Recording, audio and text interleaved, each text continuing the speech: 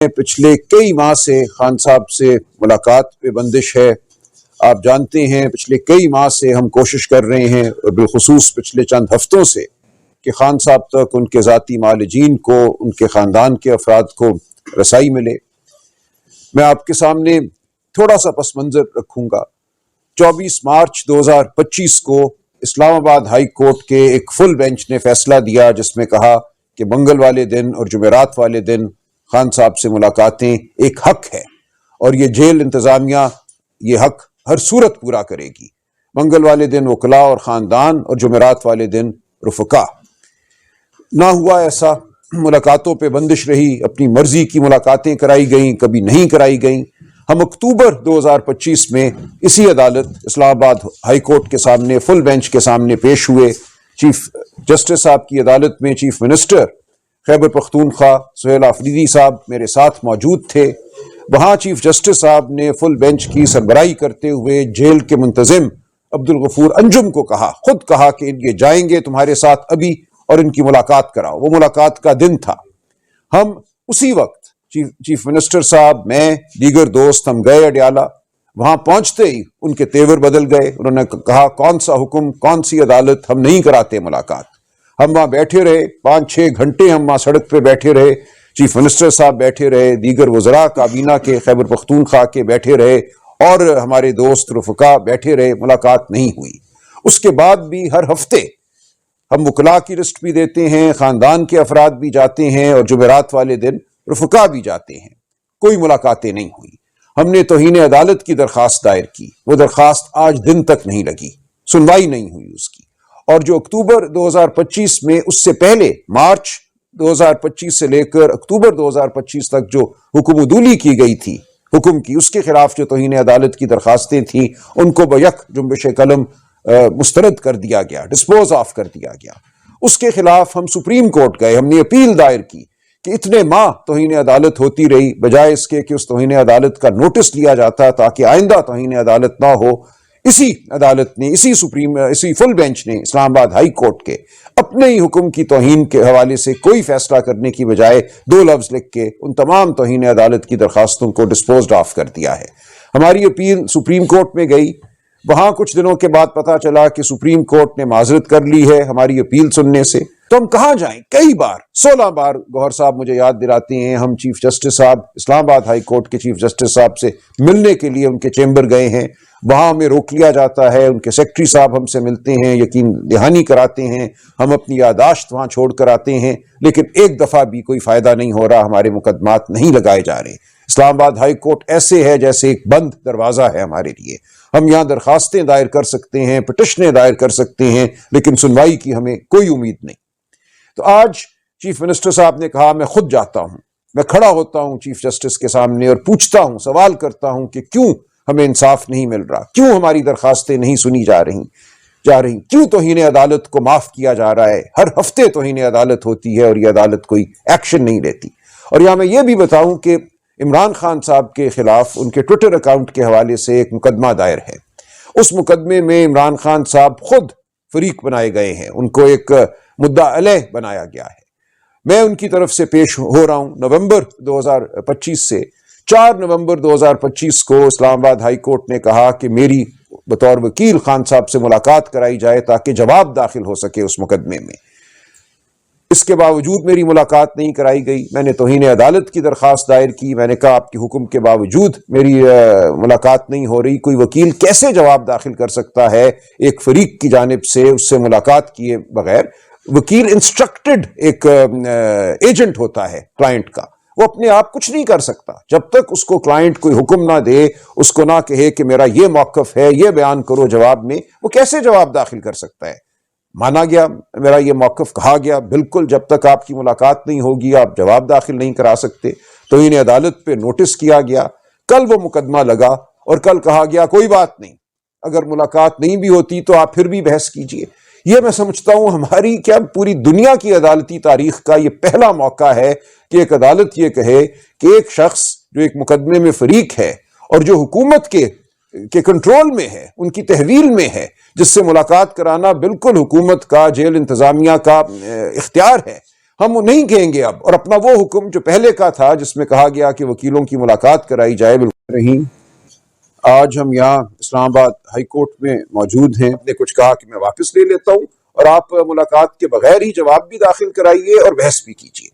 تو یہ ایک ایسا عجیب و غریب واقعہ ہے جس کے میں آپ کو یقین دلاتا ہوں پوری انسانی تاریخ میں آپ کو مثال نہیں ملے گی۔ آپ 10,000 سال پیچھے چلے جائیں، آپ حمورابی کے دور میں چلے جائیں، یہ ایک بنیادی ایک تقاضا ہے کسی بھی قسم کی عدالتی کارروائی کا کہ فریق کو موقع دیا جائے اپنا موقف بیان کرنے کا۔ یہ کیسے ہو سکتا ہے کہ ایک فریق کے کال کوٹری میں پڑا ہے اور آپ کسی کو کہیں کہ تم اب اس کے وکیل مقرر ہو اور اس سے بات نہیں کرو گے لیکن اس کا موقف بیان کرو گے؟ یہ ہے صورتحال جس سے اب ہم دوچار ہیں اس ملک میں۔ تو آج چیف منسٹر صاحب نے فیصلہ کیا کہ اور کوئی راستہ نہیں ہے، بنفس نفیس 4.5 کروڑ لوگوں کے منتخب نمائندے کی حیثیت سے کھڑے ہوں گے سامنے، عدالت سے مانگیں گے اپنا حق، عمران خان کا حق۔ چیف منسٹر صاحب آئے، یہاں 9 بجے سے یہ کمرہ عدالت میں موجود تھے، وہاں دیگر مقدمات چونکہ چل رہے تھے ان کے احترام میں یہ اپنی نشست پہ رہے۔ جب آخری مقدمہ شروع ہوا جو آج کی لسٹ کا تھا، یہ جا کے کھڑے ہو گئے روسٹرم سے کچھ قدم، اور جب وہ مقدمہ ختم ہوا تو انہوں نے چیف جسٹس صاحب کی توجہ مبذول کرانے کی کوشش کی، اپنی آواز بلند کی، لیکن ان کی آواز کو آج پھر نظر انداز کیا گیا، ان سے کوئی مکالمہ نہیں ہوا، چیف جسٹس صاحب اٹھ کر چلے گئے۔ تو اب یہ ہے وہ صورتحال، یہ ہے وہ بند دروازے، یہ ہے وہ خاموشی جس کا ہم مقابلہ کر رہے ہیں۔ ہم نے ہر طرح کی عدالتی کوشش کی ہے کہ عدالت سے ہمیں انصاف ملے، یہاں سے اب اٹھ کے ہم سپریم کورٹ بھی جائیں گے، ہم کوئی دروازہ ایسا نہیں جس کو ہم نہ کھٹکھٹائیں، لیکن ہمارا مقدمہ، عمران خان کا مقدمہ، بالکل یہ بات واضح ہے، بالآخر قوم کو لڑنا پڑے گا، عوام کو لڑنا پڑے گا۔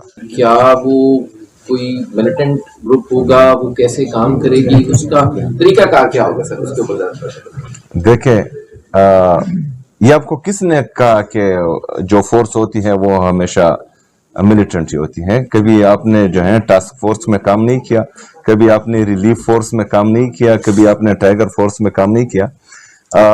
دراصل اس کو بنانے کا مقصد یہی ہے کہ ہمارے جتنے بھی نوجوان ہیں جو آئی ایس ایف میں، جو انصاف یوتھ ونگ میں ہیں، وہ جو ہے آئی ایس ایف میں اپنا کام کر رہے ہیں، یوتھ میں اپنا کام کر رہے ہیں، لیکن ان کو جو ہے ہم عمران خان صاحب کی رہائی کے لیے ایک پلیٹ فارم پر جمع کرانا چاہ رہے ہیں، اور یہ جو ہے پرامن جدوجہد ہوگی جو عمران خان صاحب نے ہماری تربیت کی ہے کہ آئین اور قانون کے دائرے میں رہ کر ہم نے حقیقی آزادی کے لیے پرامن جدوجہد کرنی ہے، تو وہی فلسفہ ہم لے کر چلیں گے، اور یہ جو ہے غلط ڈائریکشن اس کو دی جا رہی ہے جو اچھی بات نہیں ہے۔ دوسری بات یہ ہے کہ ہم یہ سمجھتے ہیں کہ آج آپ نے دیکھا ہم یہاں پر چیف جسٹس اسلام آباد ہائی کورٹ کے سامنے کھڑے ہوئے، سلام کا جواب، رمضان میں سلام کا جواب بھی نہیں دیا، وہ بھی چیف ایگزیکٹو، ایک 4.5 کروڑ عوام کے صوبے کا چیف ایگزیکٹو، بالکل جو ہیں وہ چلے گئے، اور بالکل 1 گھنٹہ، اچھا میں نے نیند نہیں کی کیونکہ ساری رات میں نے میٹنگز کی، سحری تک جاگا، صبح نماز پڑھی، پھر 8 بجے جو ہے وہاں سے نکلا، تو یہاں پر میں ساری رات نہیں سویا۔ تو اتنا لحاظ تو کرنا چاہیے تھا چیف جسٹس صاحب کو، وہ سلام کا جواب بھی دیتے تھے، چلو بات نہ کرتے، لیکن سلام کا جواب بھی نہیں دیا۔ تو جتنی بھی ہمارے آئینی اور قانونی راستے ہیں وہ تمام ہم آزما چکے ہیں، اور اس کے بعد بھی کوئی سنوائی نہیں ہو رہی، انصاف نہیں ہو رہا، نہ ہمیں کوئی سن رہا ہے۔